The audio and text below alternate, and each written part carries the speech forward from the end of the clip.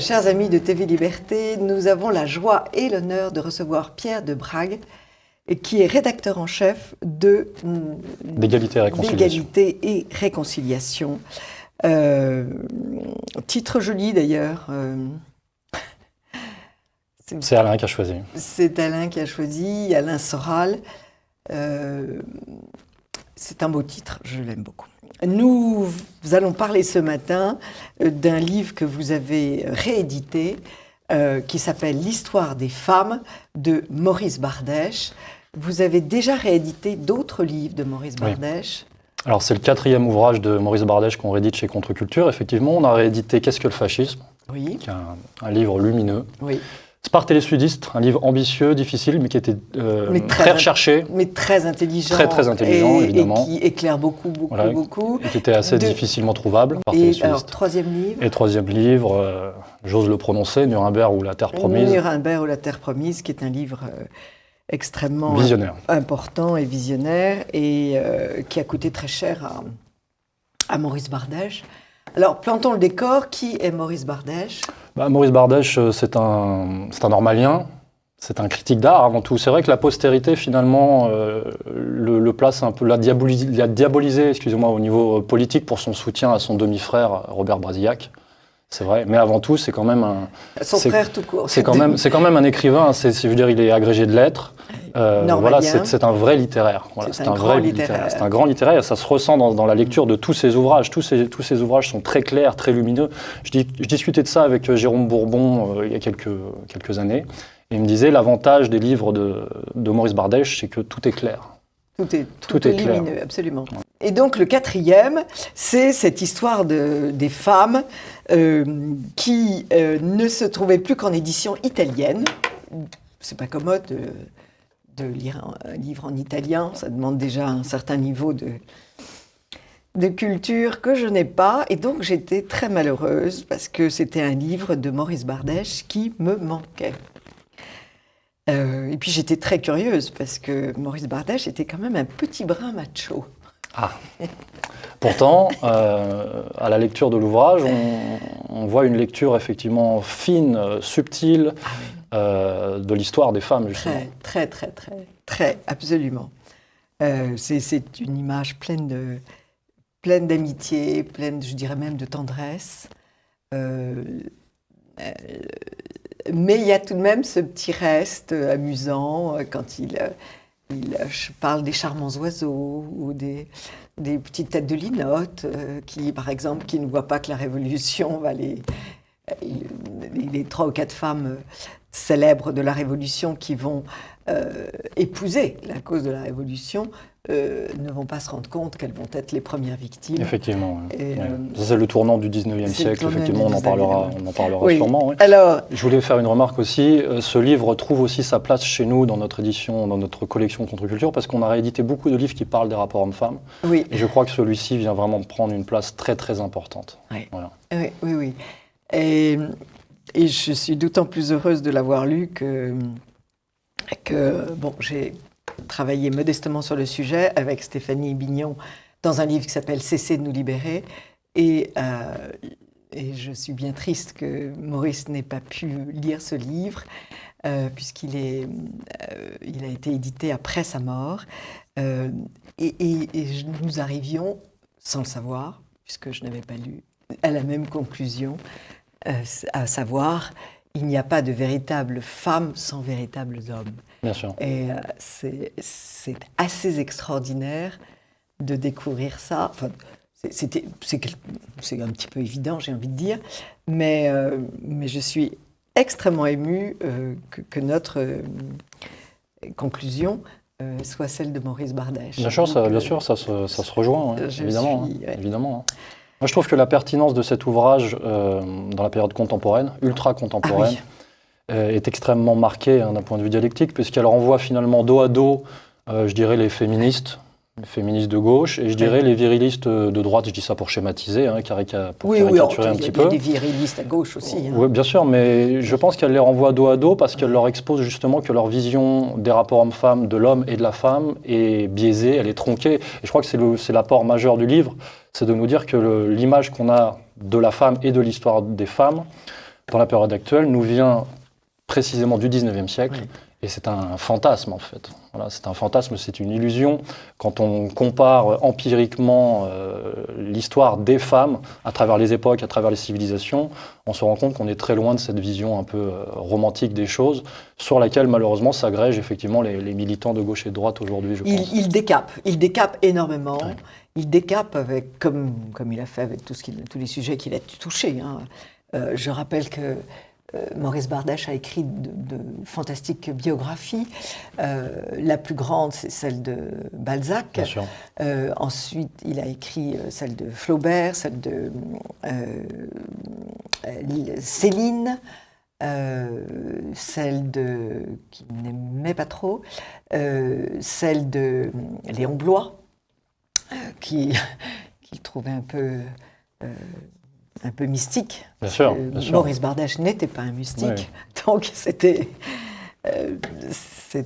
très difficile, j'imagine, pour lui de rentrer dans cette exaspération mystique de Léon Bloy. Mais tous les sujets qu'il a abordés sont des sujets extrêmement rigoureusement traités et que l'on a intérêt à connaître. Bien sûr, c'est un expert. Hein. D'ailleurs, je ne sais pas combien de temps lui a pris la rédaction de cet ouvrage, mais c'est un travail monumental. C'est un travail monumental, mais Maurice travaillait avec une régularité de métronome. Hein. C'était matin, après-midi, et probablement le soir. Je n'y étais pas, donc je ne peux pas vous dire. Même en vacances, dans sa maison de vacances au Cannet, il y a le bureau de Maurice. Il travaillait tous les matins. Après, il allait prendre son bain.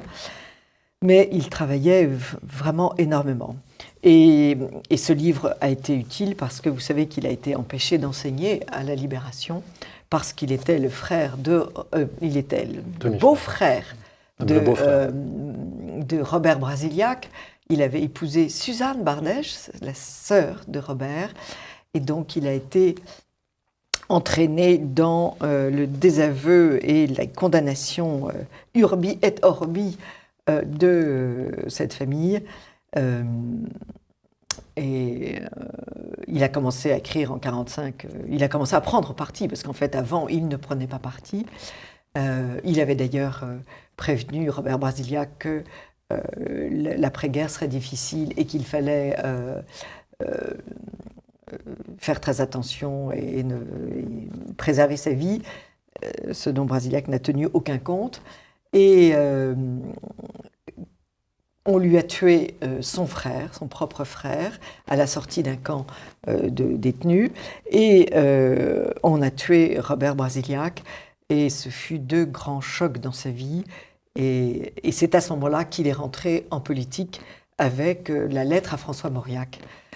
Et alors ça fait partie des travaux, je dirais, je crois, mais ça fait partie des travaux alimentaires, puisqu'on l'a, pendant l'occupation, il a tenu la place de professeur, non pas par avidité, ambition, malhonnêteté congénitale, non, il a pris la place parce qu'il était très jeune, il venait d'avoir son diplôme et que les postes étaient à prendre. Beaucoup de professeurs étaient prisonniers en Allemagne. Donc on lui a confié des élèves et malheureusement pour lui, ses cours étaient pleins à craquer. Donc l'université en a conçu une légère jalousie, puisque la jalousie est ce qui domine le monde, alors que ça devrait être l'admiration. Parce que quand un prof provoque une telle admiration, c'est qu'il y a des raisons. Donc s'y opposer est du dernier crétin. Mais ça, c'est pas l'intelligence qui mène le monde. Or, Maurice Bardèche avait la capacité de fasciner son auditoire. Parce que c'était extrêmement rationnel. Rien n'était sous l'emprise d'un sentiment, d'une haine. Non, c'était toujours rationnel. Et donc ça s'imposait et c'était lumineux, comme vous l'avez dit. Voilà. Fin de mon premier petit couplet, mais bon, j'ai bien connu Maurice Bardèche et Suzanne Bardèche. J'ai été invitée chez eux pendant 3 ou 4 ans, toutes les semaines, pour travailler sur Robert Brasiliac et travailler sur les archives de la famille. Donc je déjeunais avec eux et j'avoue que ça a été un enrichissement de ma vie extraordinaire. C'était des gens qui ont été très démunis. Ils ont perdu leur appartement, ils ont tout perdu après la guerre, et qui menaient une vie totalement détachée des gloires de ce monde et des richesses de ce monde, mais qui avaient pour eux la richesse d'une famille très unie, l'intelligence et la gaieté de Suzanne Bardèche, et puis l'intelligence de Maurice. Ah oui, il y a un livre qu'il faudrait que vous rééditiez, parce que je crois qu'on ne peut plus le trouver, c'est Suzanne et le taudis. Ah. Suzanne et le taudis, c'est une espèce de petite fantaisie de Maurice qui raconte l'éminente dignité du provisoire, c'est-à-dire leur jour d'après-guerre.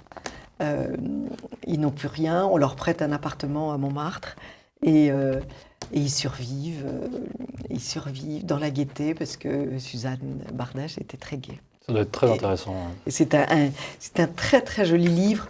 C'est une leçon de tenue, parce qu'ils sont dépourvus de tout, mais c'est pas du tout un livre larmoyant. C'est un livre drôle et c'est un livre contre la sottise, contre la bêtise du monde. Et c'est un très très joli livre. En tout cas, quelle chance vous avez eu de les côtoyer. Oui, ça je me le dis tous les jours. Ça c'est la joie de ce métier. Alors, c'est un énorme livre, ça commence... 840 pages. Oui, 840 pages. Ça commence au début de l'humanité, presque. Oui, puisque l'introduction, effectivement, est consacrée à l'étude des civilisations primitives, sur lesquelles, effectivement, il met beaucoup de réserves. Il met beaucoup de réserves. Et il étudie, effectivement, les apports de Marx et Engels sur la question, les apports de Bachofen, qui était très en vogue à l'époque. Mais lui, il termine bien son introduction en disant, finalement, on ne pourra pas vraiment savoir. Voilà. Donc, sur les civilisations primitives, il n'a pas de mot définitif, effectivement, sur l'histoire des femmes dans ces moments-là. Mais tout de suite après, les civilisations anciennes, la Chine, bien sûr.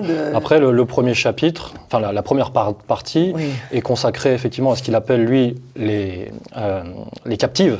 Les captives, qui font référence à la réclusion, donc on va détailler si vous voulez, mais effectivement, c'est une partie monumentale qui part de la Chine impériale, en passant par l'Égypte antique, la Rome antique, l'Inde, la Perse, les premiers siècles chrétiens, les barbares, ce qu'il appelle les barbares, la civilisation musulmane. Voilà, il brasse tout ça et encore une fois, c'est très très clair, très catégorisé. En quelques pages, on comprend une civilisation en fait. C'est ça qui est incroyable avec cet ouvrage, c'est que c'est pas simplement un ouvrage sur l'histoire des femmes, c'est un ouvrage sur l'évolution de l'humanité. L'évolution de l'humanité, c'est un ouvrage de sociologue, j'ai envie de dire. Quasiment. C'est un sociologue qui analyse la situation de la femme dans un contexte économique donné, dans un contexte politique donné, et c'est brillantissime. C'est ça qui est d'ailleurs un peu ironique, parce qu'on catégorise, on schématise en disant Maurice Bardèche est un homme de droite. Dans cet ouvrage, on a quand même des considérations qui pourraient se retrouver effectivement dans la gauche sociale, la gauche révolutionnaire, la gauche bien comprise. Il est anti-libéral, bien sûr, il est anticapitaliste. Il fait primer, dans cet ouvrage, et c'est très clair, il fait primer le politique et le social sur la question culturelle, par exemple. Il a écrit, c'est dans L'œuf de Christophe Colomb, il a parlé du fleuve vendre. Cette course à la consommation d'aujourd'hui l'ahurissait. Mais ça se retrouve beaucoup dans Sparte et les sudistes et dans Qu'est-ce que le fascisme aussi. Oui, toujours, bien sûr. Effectivement. Donc c'est en effet pas du tout un homme de droite dit traditionnel. C'est pas du tout son... Robert Brasiliac était plus maurassien. Oui. Maurice Bardèche ne l'était beaucoup moins. Tout à fait différent. Alors, justement, ces analyses sociologiques sont sont fascinantes parce que, vous parlez des captives. Oui, ça c'est la première partie. Mais plutôt que de travailler historiquement, ce qui n'est pas possible dans le cadre d'une émission quand même assez courte, je crois qu'il faut plutôt prendre des thèmes. Alors, c'est amusant l'idée que vous venez de dire, les captives. Les captives, oui. Parce que vous savez qu'au XIXe siècle, il y avait des livres qui s'appelaient les activités de la femme captive, les occupations de la femme captive. La femme captive, parce qu'en réalité, tant qu'elle a des enfants, la femme est captive. D'une certaine manière, mais je pense que la conception qu'il avait des captives va plus loin, mais oui, on va développer. Bien sûr, il y a les captives, dans le harem, il y a les captives, les concubines, il y a les captives politiques, on est bien d'accord. Mais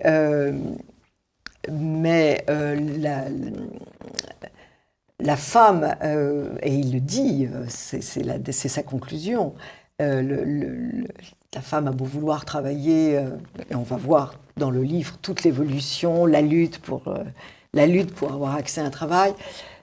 La femme a toujours travaillé. Il décrit la situation de la femme au travail en Irlande, qui est abominable avec l'enfant dans le dos. Ce qu'il nous fait bien comprendre dans le livre aussi, c'est que l'histoire de la femme, notamment de la femme pauvre, est invisible, il le dit, elle n'a jamais véritablement été écrite, et pourtant elle est majoritaire dans l'histoire de l'humanité, évidemment. Et il l'a fait, lui.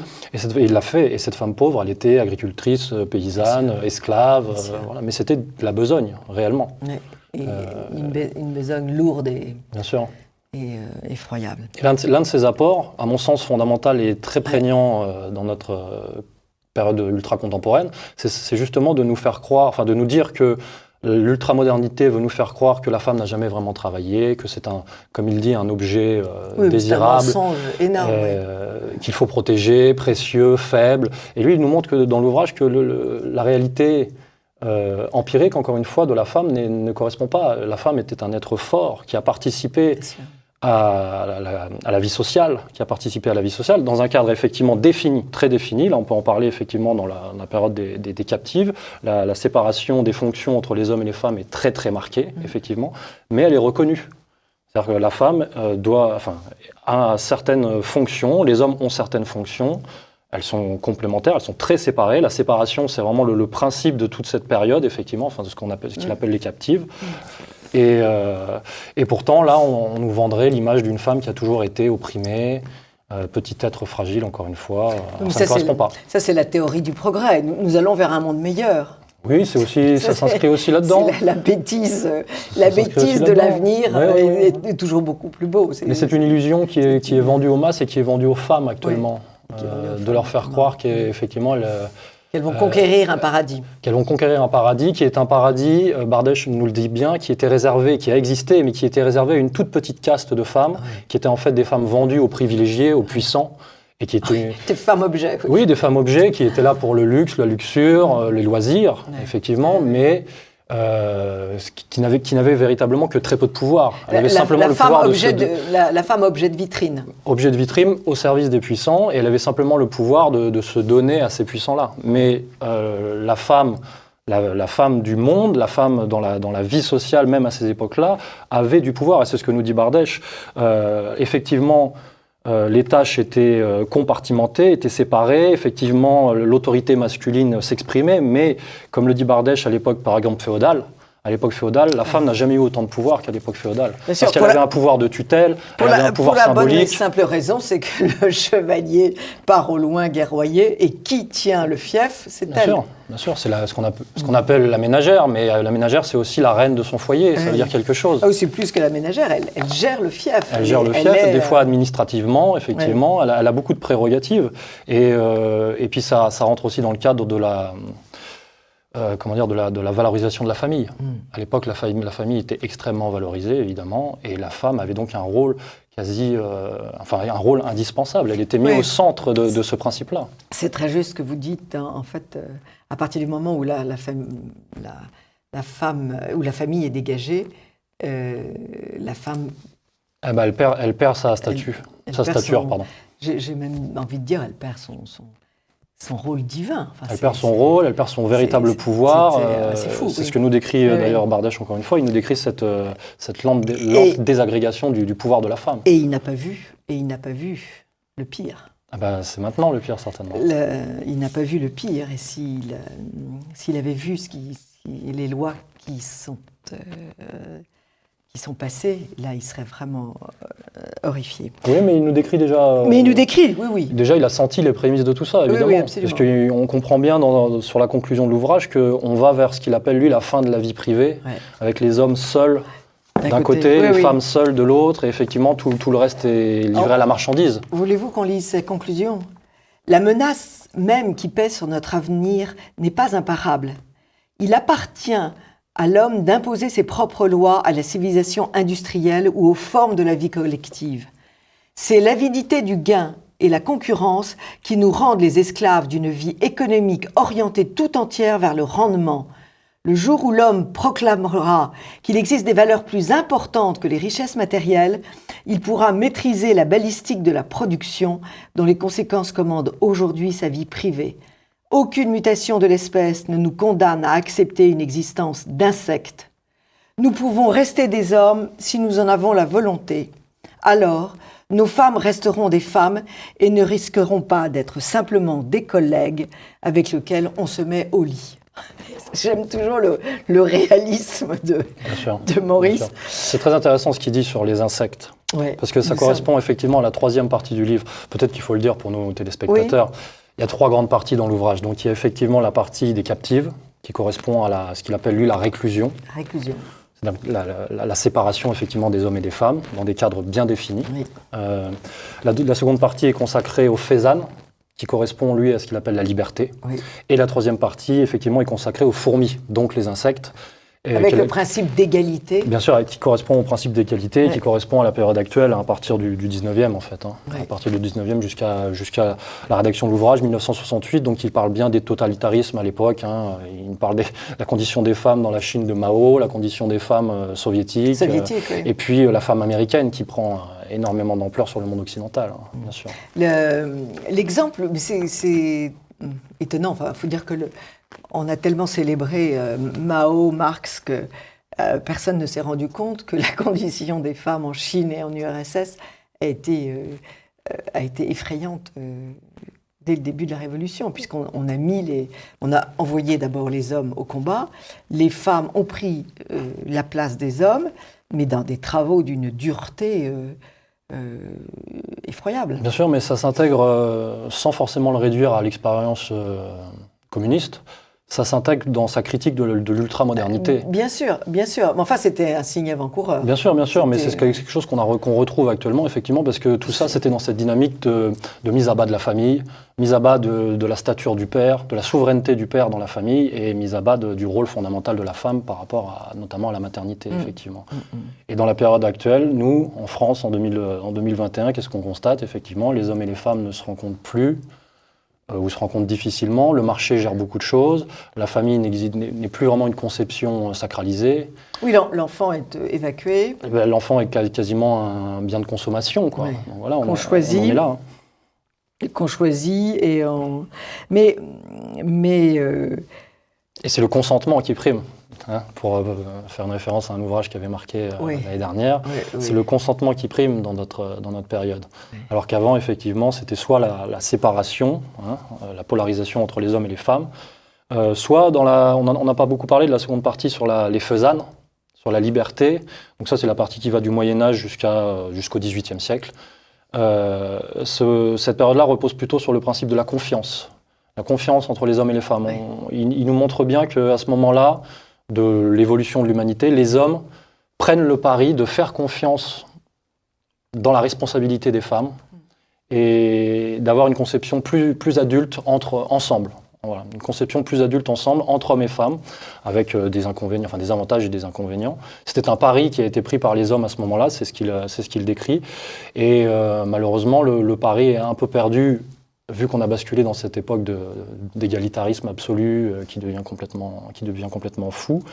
Mais je crois que le pari n'a pas été perdu uniquement par la faute des femmes ou par la faute des hommes, mais je crois que c'est justement parce que le marché, le capitalisme s'est immiscé là-dedans et a saboté la structure sociale. Oui. Il y a des pages absolument inouïes. La naissance des grands commerces, des magasins féminins. Et Maurice Bardèche décrit la fascination des femmes devant le catalogue. Et elles deviennent des acheteuses et elles deviennent... Le basculement, c'est déjà au 19e siècle. Hein. Oui. C'est déjà au 19e siècle parce qu'il a un terme que j'ai noté qui est assez truculent, c'est le terme camelote. Oui. Je ne sais pas si vous l'avez vu, ce terme. Oui. Et pour lui, la camelote, c'est effectivement ce qu'on va faire miroiter aux femmes, ce qu'on va vendre aux femmes. Et il dit que ça se résume en 3 choses. Le roman à l'eau de rose, on va dire. La petite jupe, il appelle ça la petite jupe, donc voilà, c'est le nouveau code vestimentaire. Et le sentimentalisme. Cette poussée des femmes effectivement vers des rêveries un peu sentimentales et malheureusement ou enfin heureusement en tout cas on constate c'est ce qui définit la femme moderne toujours effectivement et ça nous a hérité du 19e siècle et c'est ce qui nous apprend. La psychologie aussi vient s'immiscer là-dedans. Voilà, ce qui est amusant, ce qui est très sympathique dans ce livre, c'est la façon dont il montre que les femmes ont été trompées. Oui. C'est ça qui est très fascinant. Oui, c'est vrai. Elles se sont laissées tromper, elles se sont laissées manipuler, elles n'ont pas vu où on allait les mener, ce qui, à mon avis, n'est plus le cas aujourd'hui. Je trouve qu'il y a une conscience beaucoup plus répandue du choix de la vie de chacune. Ce qu'elle a envie de faire, ce qu'elle n'a pas envie de faire. Oui, mais bon, alors c'est encore dans des milieux bien... Je dirais que c'est très relatif, parce qu'effectivement, la pression de la superstructure sociale, néo-capitaliste, tout ce qu'on veut, elle est extrêmement puissante. Oui, bien sûr qu'elle est puissante. Mais il y a tout de même des femmes qui ont compris qu'on ne perdait pas sa vie à la gagner, qu'il y avait un temps d'enfantement qui était entre la 20e et la 30e année, qu'à 40 ans, c'était plus difficile. Quand on se retrouvait à 60 ans et qu'il n'y avait pas de petits-enfants, la vie était plus très intéressante. Rester à la maison et supporter quelquefois l'humeur désagréable d'un époux, c'était finalement moins contraignant que de supporter le mauvais caractère d'un patron tous les matins à 8 heures. J'ai l'impression qu'il y a une prise de conscience, et puis, comme dit Maurice Bardèche, le bonheur de la famille, le bonheur du berceau et le bonheur d'une famille unie autour d'enfants. Il le répète sans arrêt. Cette prise de conscience que vous décrivez, elle existe, encore une fois, relativement, mais c'est dialectique, c'est-à-dire qu'après 40 ans, finalement, de féminisme qui est exercé de manière assez outrageuse, effectivement, certaines femmes prennent conscience. Il y a un mouvement un mouvement de balancier qui fait que ça suffit.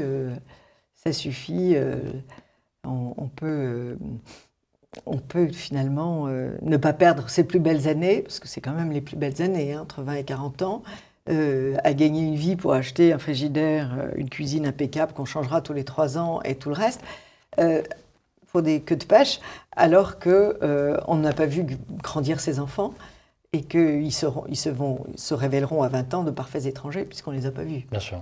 Et qu'on ne les a pas éduqués. Et que donc ils nous claqueront la porte au nez. Et voilà. Et ça, c'est une tendresse qu'a Maurice Bardèche, derrière son aspect rationnel, qui est très réel dans le livre. Très réel. Vous l'avez peut-être encore plus palpé que moi. Oui, je l'ai senti parce que moi-même, je le connais bien, mais vous savez, quand vous lisez un auteur, vous découvrez des choses que vous n'avez pas forcément vues en lui. Un auteur se livre énormément. Et lui ne se livrait pas beaucoup.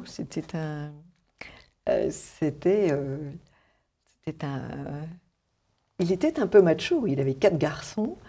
Et il était très content de vivre dans ce milieu masculin. 4 garçons brillants.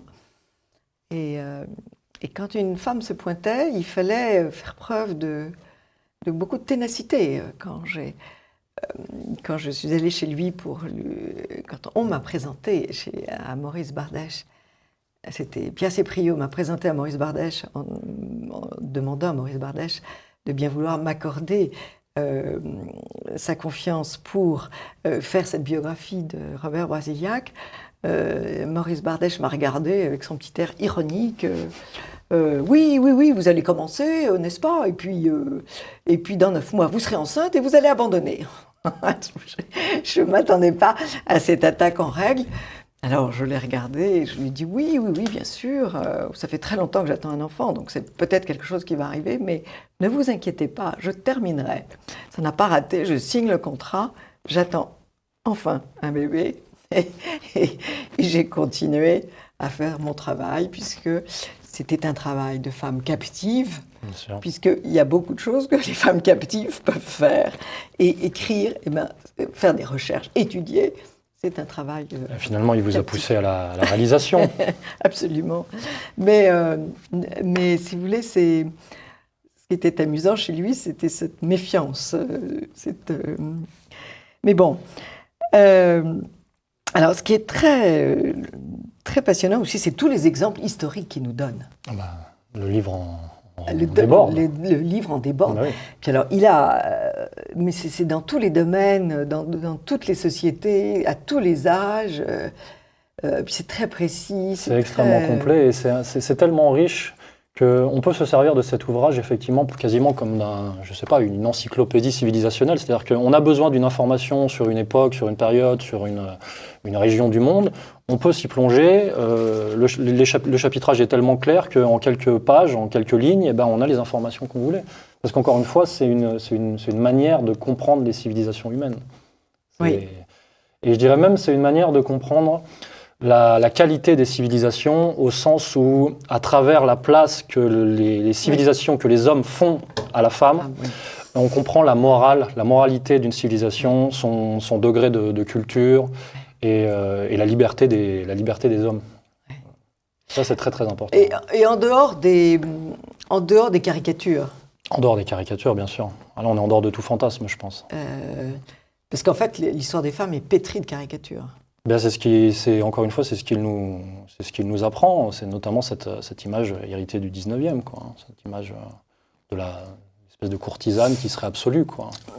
Et puis alors, il nous montre aussi pourquoi, notamment aux États-Unis, puisque c'est en Angleterre et aux États-Unis que le féminisme s'est déchaîné. Bien sûr. Et pourquoi ? Parce que la situation des femmes était, en effet, très, très, très... Il parle beaucoup de la révolution industrielle aussi. Voilà. La révolution industrielle est un véritable marqueur, effectivement, à cet égard. De toute manière, il y a des étapes, elles sont très marquées au niveau historico-politique, j'ai envie de dire, dans l'ouvrage. Effectivement, quand il parle de la féodalité, la transition vers la monarchie, il parle beaucoup de la monarchie absolue, a fortiori. Et puis, évidemment... c'est très intéressant, les propos sur Louis XIV, c'est inouï. Il dit que le roi a domestiqué ses nobles et que ça se retourne aussi contre les femmes. Et que les femmes domestiquent à leur tour leurs hommes. Oui. Et puis surtout, il nous montre que dans cette période de monarchie absolue, les femmes perdent du pouvoir par rapport à la féodalité parce que c'est la perte des privilèges. Oui. La période de la monarchie, finalement, c'est la perte des privilèges et puis c'est le développement du capitalisme. Et à ce moment-là, il y a une nouvelle femme qui émerge, qui est la femme intrigante. C'est la femme rusée, effectivement, et la femme qui était véritablement femme, comme vous le disiez au début, et disparaît peu à peu, effectivement, parce qu'elle a de moins en moins de prérogatives. Voilà ce qu'il écrit sur les femmes du siècle de Louis XIII. La monarchie française a joué un rôle éminent dans ce travail de domestication des mâles. Il sera donc surtout question de la France dans ce chapitre. Comme on a souvent imiter les matières françaises dans l'Europe de ce temps, on pourra donner une portée générale aux conclusions qu'on en tirera. Et et c'est un autre passage que je voulais vous lire, qui est tout est très très amusant parce que tout est très vivant, très. Il y a de l'humour, il y a beaucoup d'humour. Il y a beaucoup d'humour. Il riait. Tout ce qu'il disait, il le disait en riant. C'était l'homme qui se prenait le moins au sérieux. Et pourtant, son travail est très très sérieux.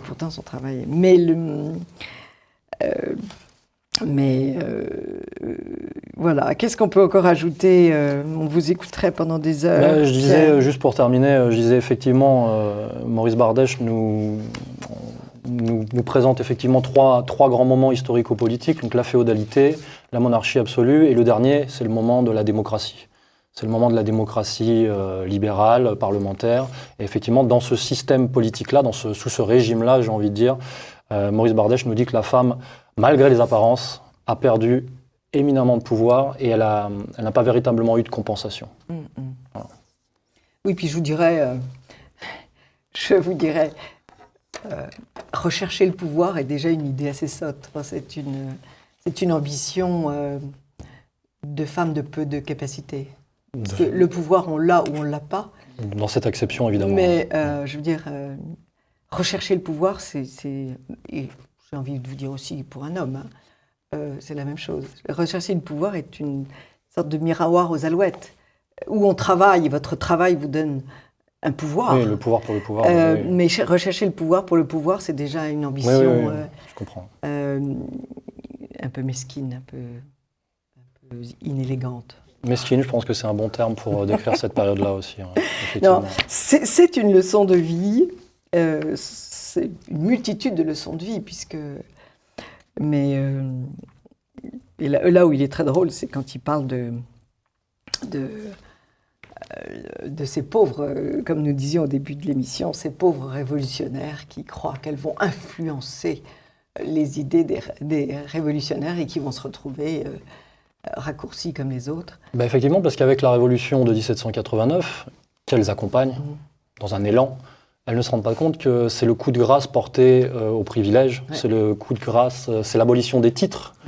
Et ces titres conféraient notamment aux femmes des classes dominantes du pouvoir, justement. Mais un pouvoir qui n'était pas le pouvoir pour le pouvoir, mais un pouvoir fonctionnel, j'ai envie de dire. Et elles le perdent avec la révolution libérale, mais sans s'en rendre compte, effectivement. Alors, il y a un passage très intéressant aussi sur le cinéma, puisque Maurice Bardèche et Robert Brasillach aimaient beaucoup le cinéma. Ils ont écrit une encyclopédie du cinéma. Alors, il décrit comment le cinéma a, peu après sa création, est devenu un vecteur de débauche, de choses malveillantes et de mauvaises influences. Et il parle du rapport Kinsey.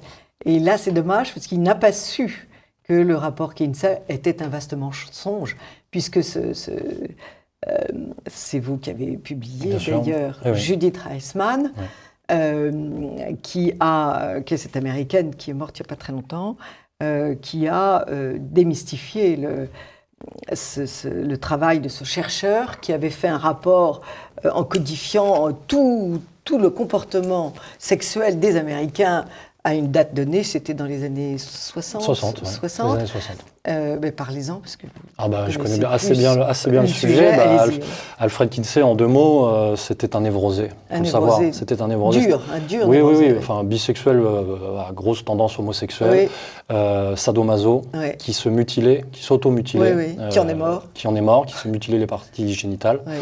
Donc, on peut dire, il avait des problèmes psychiatriques. Et pourtant, effectivement, financé par la Fondation Rockefeller, à un moment, il a mené à bien ses recherches qui avaient pour visée de...